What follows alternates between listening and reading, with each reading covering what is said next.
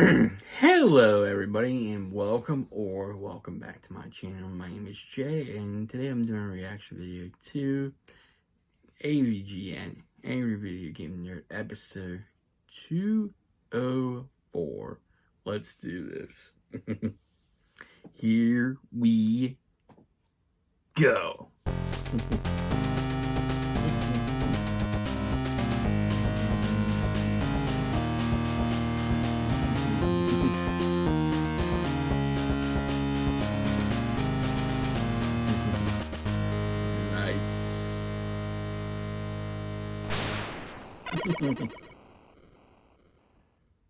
Thanks for watching this episode of Angry Video Game Nerd. But before we get into it, I want to tell you about today's sponsor, ExpressVPN.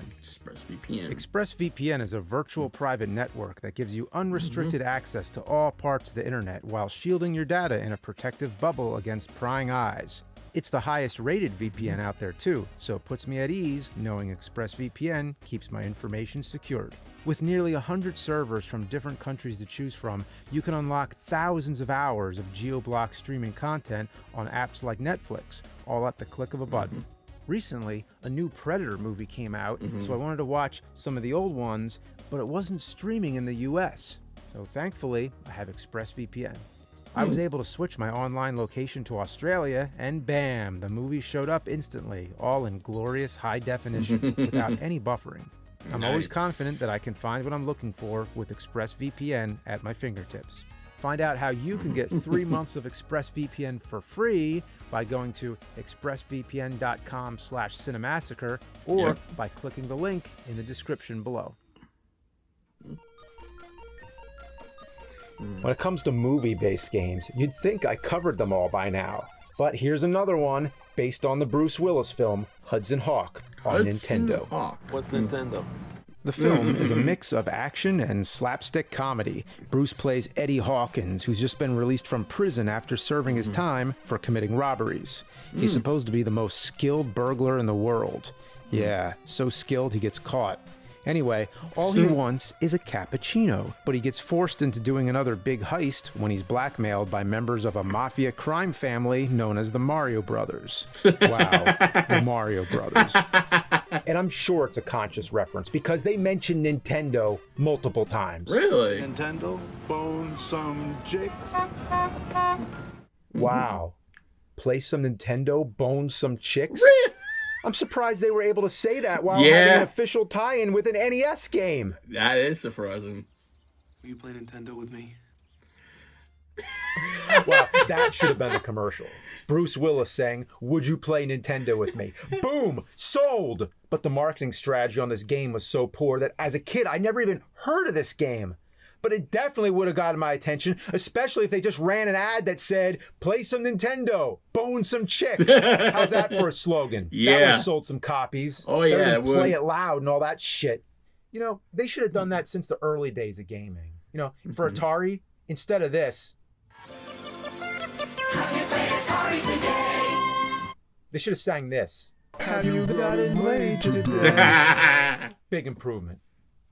Okay, I might have gotten off topic there. So in the film, the bad guys force Bruce to steal the works of Leonardo da Vinci, not because they want them, but because they contain secrets. It's like the Da Vinci Code, but shitty. The secrets are that Da Vinci hid crystals in them. Crystals needed to power a machine that turns lead into gold. The criminal's master plan is to flood the market with gold so that it'll crash the world's economy. Do you even care at this point? Okay.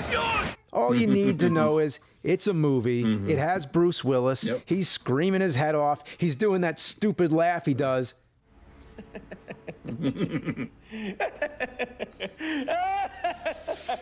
You gotta love him. He's as sarcastic as ever, like John McClane, exaggerated as a cartoon. You want Die Hard with the comedy ramped up? That's what this is. How am I driving? 1-800, I'm gonna fucking die! Actually, I don't know what this is. I don't have any clue what's going on.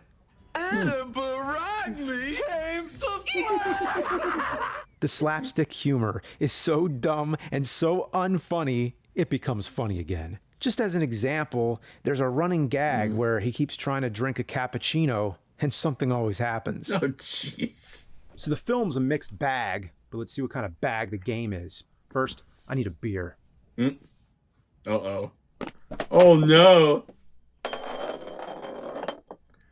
Really? Well, the first thing to mention is the cover art. The PAL version has Bruce Willis's face, but the North American version does not. So what gives? Did Bruce Willis have a problem with one part of the world using his likeness? Did he find out how bad the game sucks and had the art pulled? What is that? That's a copy of Hudson Hawk on the NES. Is this funny? You think this is some kind of fucking joke, huh? Maybe. Or they Check out pay his for his in-game likeness. character.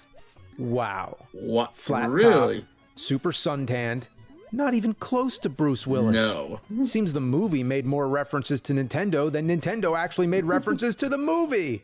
The first stage, you're trying to rob an auction house, which actually does follow the film, although your main weapon is throwing baseballs that fly in an arc over everything. Okay, in the movie, he does throw a baseball. In like one scene, but it's to break a window in order to use a grappling hook. So instead of the grappling hook, we get the fucking baseball? You have to use the baseball to distract dogs. There's tons of dogs always ready to drag your ass off a building. Are there dogs in the movie?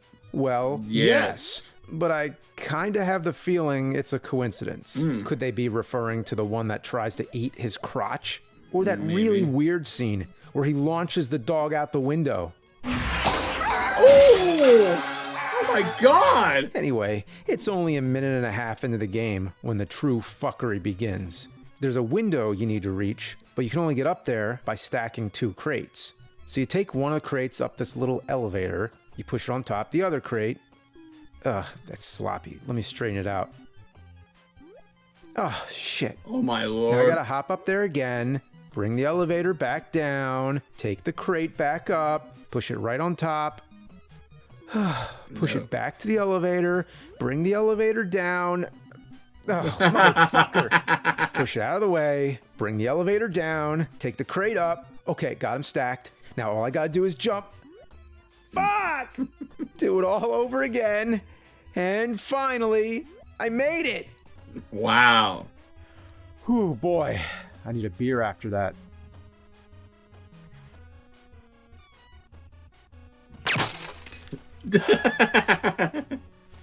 Nope.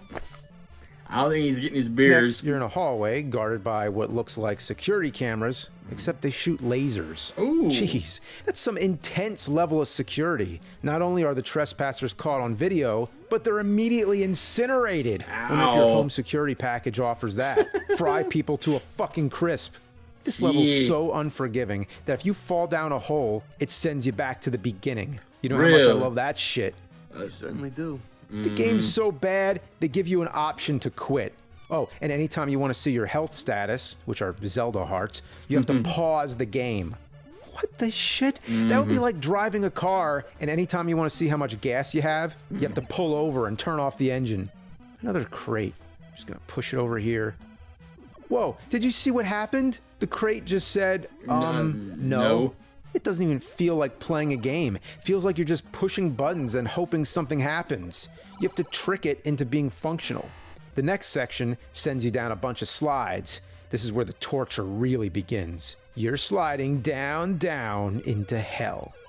You're going through a maze of ductwork, avoiding steam and electrical charges. Just try not to die. Just try.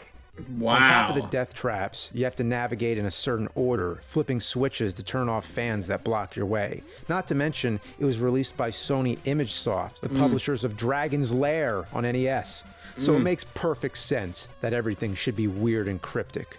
I mean, look at this part here. You have to make it all the way around a loop just to get up here so you can hit a switch. But you have to hit that switch on your way down, or else you need to do the loop all over again. Plus, it's timed, so you have to run past the fan real fast. But if you run real fast, you get killed by the steam. Fuck! Damn. 2 more minutes. I was so close. Fuck! Damn. Ah! Oh, your mother.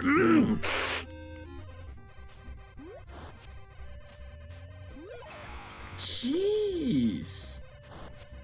Ah! Fuck! This is how I go out. Like a hunk of frozen Play-Doh. Like a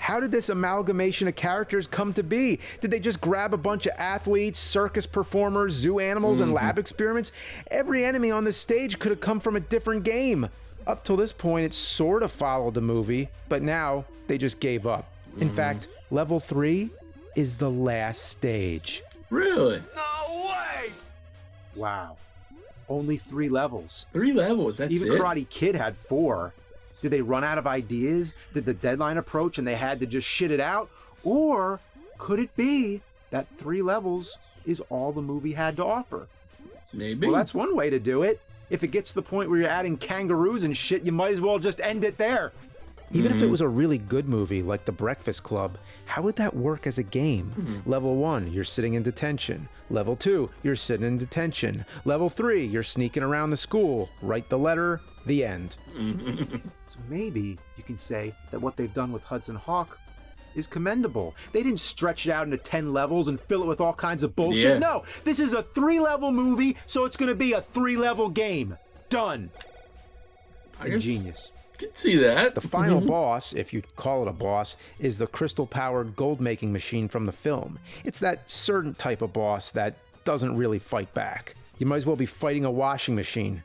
All you do is go around the room, hit all the switches, then grab the crystal, and it's over. Congratulations, Hawk. The gold machine has been totally destroyed, together with the alchemy project. You may have saved the economic fate of the whole world. Huh. Wow.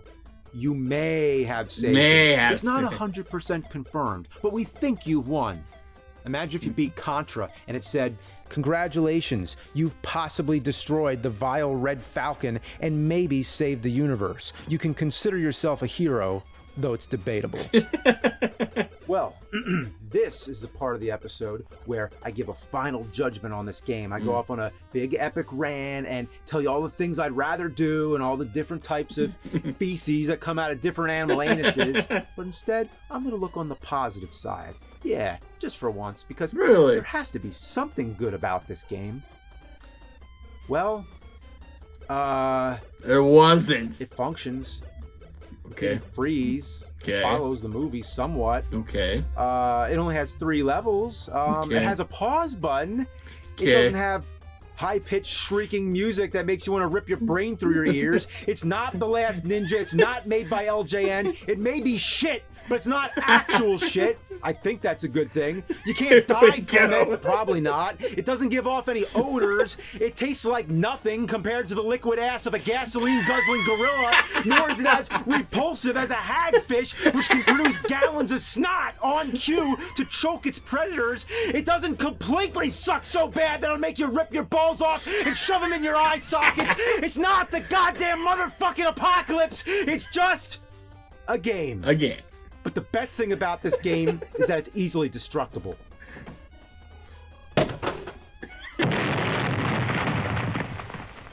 Nice. Well, the movie has a happy ending. Eddie Hawkins finally gets to have his cappuccino.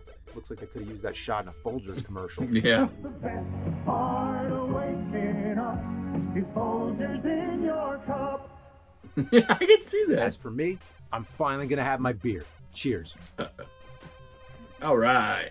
Best part of Thanks, waking up is getting all fucked up.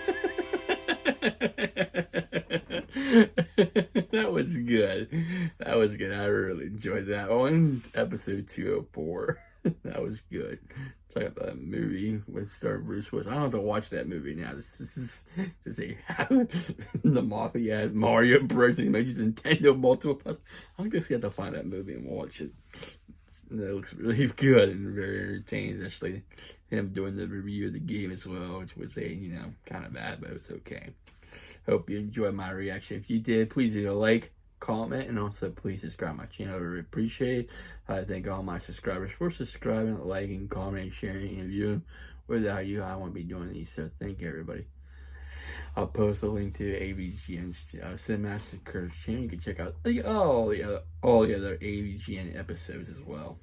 I hope you have a safe and wonderful Friday, and I'll see you next time. Take care, stay safe, stay humble, and be a blessing.